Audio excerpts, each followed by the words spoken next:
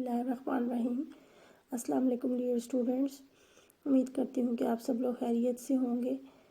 بچوں، ہم لوگ پریویسلی کر رہے تھے براعظم شمالی امریکہ، تو شمالی امریکہ کو ہم نے سٹارٹ کیا تھا، تو میں اس کو سٹارٹ سے ہی آپ کو تھوڑا سا بریفلی بتانے لگی ہوں تاکہ آپ کے ذہن میں اس کا ریویو آ جائے، پھر اس کو ہم نیکسٹ کلاس میں کریں گے۔ تو براعظم امریکہ ایک وسیع براعظم ہے اور شمالاً جنوباً اس کی لمبائی 9700 کلومیٹر ہے۔ مشرقی میں بحیرہ قینوس، مغرب میں بحر الکاہل اور شمال میں یہ بحیرہ انجمن شمالی سے اوپر دائرہ قطب شمالی تک پھیلا ہوا ہے، جہاں پر اس کا شمالی سرا الاسکا کو ٹچ کرتا ہے، اور جنوب میں یہ یہاں پر اس جگہ پر نہر پاناما تک پھیلا ہوا ہے۔ نہر پاناما وہ نہر ہے جو براعظم شمالی امریکہ کو جنوبی امریکہ سے ملاتی ہے۔ یہ آپ کے آبجیکٹیو میں آتا ہے، تو اس کو آپ لوگوں نے انڈر لائن کر کے یاد کرنا ہے۔ تو اس طرح سے یہ براعظم شمالی امریکہ، ایشیا اور افریقہ کے بعد تیسرا بڑا براعظم ہے، اور یہ چوڑائی کے لحاظ سے کافی رقبے پر پھیلا ہوا ہے۔ یہاں سے مشرق کی طرف سے اگر ہم دیکھیں تو 20 طول بلد مغرب سے لے کے 180 طول بلد تک یہ پھیلا ہوا ہے۔ تو اس کی جو اس کو برابر 2 حصوں میں تقسیم کرتا ہے وہ ہے 100 ارض طول بلد، اس کو 2 برابر حصوں میں یوں تقسیم کر دیتا ہے، یعنی یہاں پہ کر کے وہ طول بلد آ جاتا ہے۔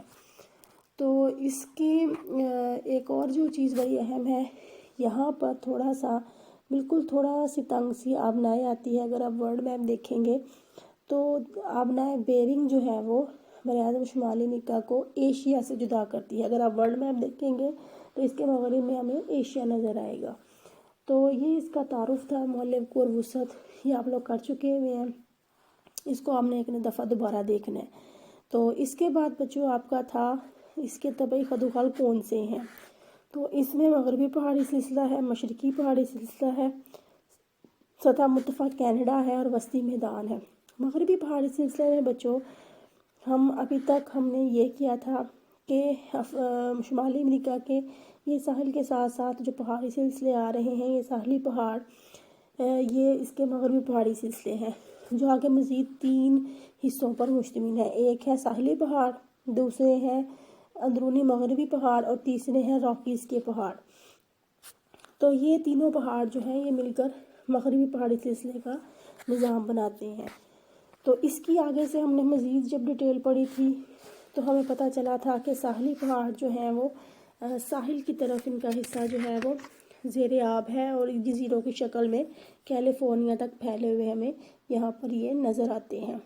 اس کے آگے بچوں اندرونی مغربی پہاڑی نظر آتے ہیں، ان کو نیواڈا بھی کہتے ہیں اور سلک رک کے پہاڑ بھی کہتے ہیں۔ تو یہ پہاڑ بھی یہاں پر موجود ہیں۔ ان کے اندر بہت ساری گزرگاہیں ہیں، بہت ساری وادیاں ہیں، اور بہت ساری دلدلیں بھی موجود ہیں، سطح مرتفع بھی موجود ہیں۔ تو اس کے بارے میں کافی جو ڈیٹیل ہے وہ آپ کی بک میں دی ہوئی ہے، لیکن آپ نے اس میں سے جسٹ آبجیکٹیو کو انڈر لائن کیا ہوا ہے آپ لوگوں نے، اس کو آپ نے اچھی طرح سے دیکھ لینا ہے۔ پھر آپ کا بچوں نیکسٹ کوسچن جو ہے وہ آپ کا آ جاتا ہے، آپ کا نیکسٹ کوسچن آ جاتا ہے راکیز کا پہاڑی سلسلہ۔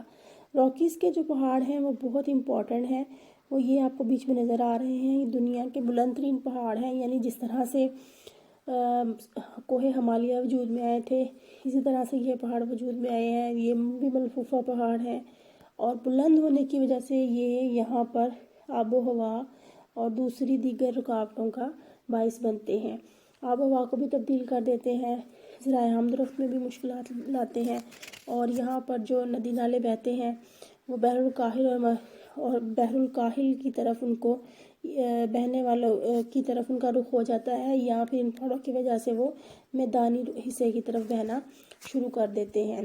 تو یہ راکیز کا پہاڑی سلسلہ ہے، اس پہ آپ لوگوں نے نوٹ تیار کرنا ہے۔ اس کے بعد بچوں آپ کے آ جاتے ہیں مشرقی پہاڑ۔ یہ بالکل آپ کے اس طرف مشرق میں آ جائیں گے، جو یہ ہے مشرقی پہاڑ۔ تو اس میں 3 سلسلے شامل ہیں، اپلیشین کے پہاڑ، لیبراڈور کے پہاڑ اور نیو فاؤنڈ لینڈ کے پہاڑ، یہ سارے اس طرف یوں آ جائیں گے۔ تو ان میں جو ہیں وہ دو بڑی وادیاں بھی موجود ہیں، ایک سینٹ لارنس کی وادی اور ایک دریائے ہڈسن کی وادی، یہ بھی آپ لوگوں نے انڈر لائن کیا ہوا ہے۔ اور یہ والے جو پہاڑ ہیں، مشرقی پہاڑ جو ہیں، یہ دنیا کے قدیم ترین پہاڑ ہیں، تو اس کا مطلب یہ ہے کہ یہ بلند ترین پہاڑ نہیں ہیں، یعنی یہ کم بلند پہاڑ ہیں۔ اور اس کے بعد اس کے اندر مزید کچھ سطح مرتفع آ جاتی ہیں، بلو ریج آ جاتی ہے، اپلیشین کی یہ سطح مرتفع آ جاتی ہے، اور اپلیشین کی عظیم وادی آ جاتی ہے۔ تو یہ ساری ڈیٹیل ہم نے پڑھی تھی۔ اس کے بعد بچوں ہم نے دیکھا تھا کہ آبشاری لائن کیا ہوتی ہے۔ آبشاری لائن اسے کہتے ہیں کہ جہاں پر دریا مسلسل آبشاریں بناتا ہوا ساحل سمندر میں گر جائے، یعنی یہاں سے یہ بناتے ہوئے یوں ساحل میں گر جاتے ہیں، اس کو ہم کہتے ہیں آبشاری لائن۔ اور جو شہر اس ایریا میں موجود ہوتے ہیں اسے آبشاری شہر بھی کہتے ہیں۔ اس کے بعد ایک کوشچن بڑا امپورٹنٹ آپ کو آتا ہے، بلو برج سے کیا مراد ہے؟ بلو برج بچوں ایک پہاڑی ہی ہے، جو ایک غیر مسلسل پہاڑی سلسلہ ہے، یعنی کہ مسلسل پہاڑ نہیں ہے، ایک غیر مسلسل پہاڑی سلسلہ ہے، اور یہ کھڑی چٹان کی طرح یہاں پر موجود ہے، اور 1280 کلومیٹر تک یہاں پر یہ پھیلا ہوا ہے۔ اس کے بعد ہم نے کیا تھا سطح مرتفع اپلیشین۔ سطح مرتفع اپلیشین، یہ اپلیشین کے پہاڑ ہیں، اس کے آگے سطح مرتفع اپلیشین ہے۔ سطح مرتفع اپلیشین جو ہے وہ کھڑی ڈھلان کی صورت میں موجود ہے، اور جنوب کی طرف اس کے مزید 3 حصے ہو جاتے ہیں، یعنی جنوب کی طرف اس طرف آ کر اس کے مزید 3 حصے ہو جاتے ہیں، ایک جنوبی حصہ، دوسرا نیو انگلینڈ سیکشن ہے، اور تیسرا ہے ساحلی علاقہ۔ تو ان کے آپ نے جسٹ نام جو ہے وہ یاد رکھنے ہیں۔ اس کے بعد بچوں آپ لوگوں کو میں نے کروایا تھا سطح مرتفع کینیڈا، یا کینیڈین شیلڈ بھی اسے ہم کہتے ہیں۔ سطح مرتفع کینیڈا یہ ہمیں نظر آ رہا ہے، اور اس کے ساتھ یہ گرین لینڈ کا علاقہ بھی شامل کر دیں تو یہ پوری ایک شیلڈ بن جاتی ہے۔ تو یہ متغیرہ چٹانوں سے ڈھکا ہوا ایریا ہے، اس میں یہ یعنی کہ راکیز پہاڑوں کے مشرق کی طرف واقع ہے، اور یہ خلیج ہڈسن ہے، اس کے گرد یہ قوس کی شکل میں موجود ہے، اور اس کے جو شمال میں تمام یہ جو جزائر ہیں وہ بھی سارے کے سارے اس سطح مرتفع کینیڈا یا کینیڈین شیلڈ میں شامل ہوتے ہیں۔ تو اس کا جو نچلا حصہ ہے وہ دلدلی سا حصہ ہے، اور یہ جو اوپر ہیں یہ ساری جھیلیں ہیں، اور یہ یہاں پر سارا سال برف جو ہے وہ جمی رہتی ہے۔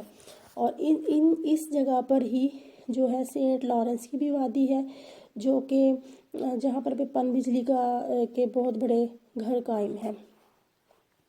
اس کے بعد اس کینیڈین شیلڈ کے بارے میں ایک جو بڑی امپورٹنٹ چیز ہے وہ یہ ہے کہ یہاں پر کی جو زمین ہے وہ بنجر ہے، کاشت کے قابل نہیں، اور پرانے وقت کی ہونے کی وجہ سے یہاں پر جنگلات ہمیں جو ہے وہ کافی زیادہ ملتے ہیں، اور سینٹ لارنس کے شمال میں یہاں سے جو ہمیں جنگلات جو ہیں نظر آتے ہیں، ان سے جو لکڑی حاصل ہوتی ہے وہ مختلف چیزوں کے لیے کام آتی ہے، یعنی کاغذ بنانے، گودا بنانے، اور یہ شیلڈ چونکہ پرانی چٹانوں کی بنی ہوئی ہے تو اس کے اندر معدنیات بھی موجود ہیں، یعنی سونا، تانبا، نکل اور لوہا وغیرہ۔